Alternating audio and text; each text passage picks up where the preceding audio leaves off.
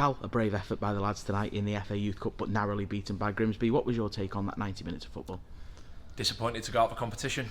That is always the aim for us in the FA Youth Cup, is to stay in as long as you can and try and reach the competition proper. It felt like a competition proper tie. I talked in the week about playing an EFL Alliance side, and I think they showed their quality. For us, I've talked at length during this FA Youth Cup run that at times what we're putting out is a total mismatch in terms of age groups, and you look at what we've played against, it is very much a first year scholar Chester FC youth side with our second years, the small number that we have. When you play these clubs that have a bigger pool of players and a bigger pool of older players, you've got to find a way. So over the course of the game, we've probably had chances from moments, the two drop downs from set pieces early doors, the chance in the second half that's deflected for the corner, but we had to play a way that stifled them. So done a lot of work on them, watched their last 3 games. The decision was whether they were going to be a 4-2-3-1 or a diamond. They were a diamond, which is difficult to play against, overload central areas, and ultimately have 2 up front to occupy those channels. So we had to play a way where you have to sacrifice what you might want to do in possession to try and limit them. And if it wasn't for a goal that will be disappointing on our behalf, maybe it's a 0-0 straight to penalties and another upset. But very, very proud of the lads' efforts, but ultimately we are out of the competition.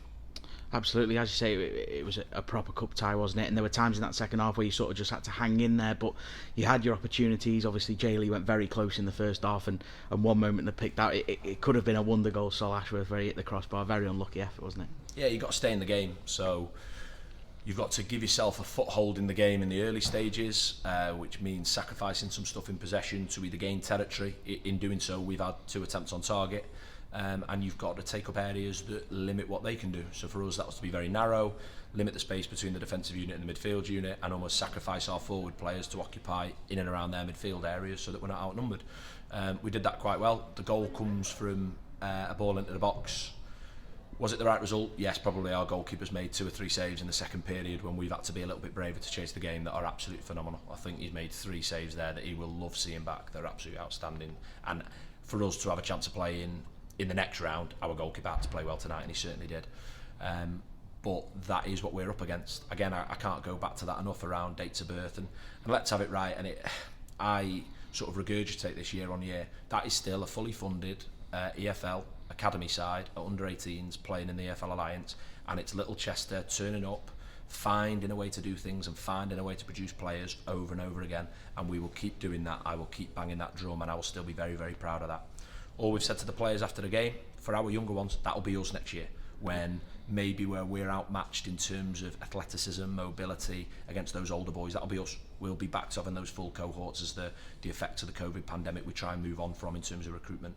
For our second year boys, we're devastated that they won't play in the competition again, but moving forwards, we've got a very exciting group of players there that have got to go and target the next game on Sunday, the next game after that, but in terms of this competition, the year after as well. As you reflect on the competition of a whole, you must have a lot of pride. 4 home games, we've had plenty of fans in as well, backing the lads. You know, you conceded just 1 goal in those 4 games as well, which has knocked you out. So another good journey for the youth side in the FA Youth Cup once again. Yeah, the aim is always to get to the competition proper, and we've just fallen short. But if you go out, you want to go out, I think, to the type of side that we have, not just another Football League Academy side. A side with a real pathway, and that you've got to respect what they've achieved. And I've said that to their manager after the game, that what they've done and the blueprint of what they've done is something for clubs to try and repeat.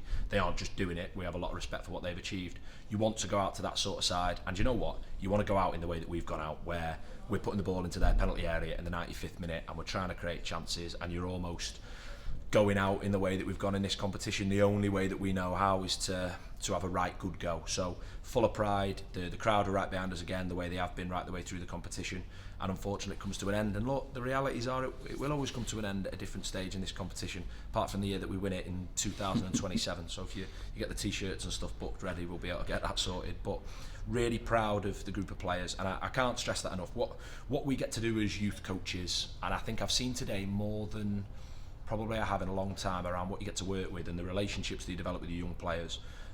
You're there to improve them on a pitch and there to improve them as people as well. And what we've got in there as a group, and that is the staff.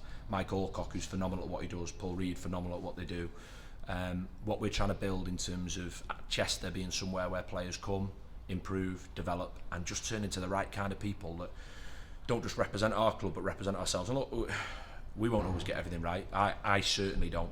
But I tell you what, when you get to work with lads like that in there and see how disappointed they are, but see the futures that they've got, I'm very fortunate, but equally they're very fortunate to be around one another. So I think that's it. Devastated for them, disappointed for them, but it's time to move on to whatever happens next. No time to be disappointed, and we will certainly move on together. Absolutely fantastic, Cal. Thanks for your time.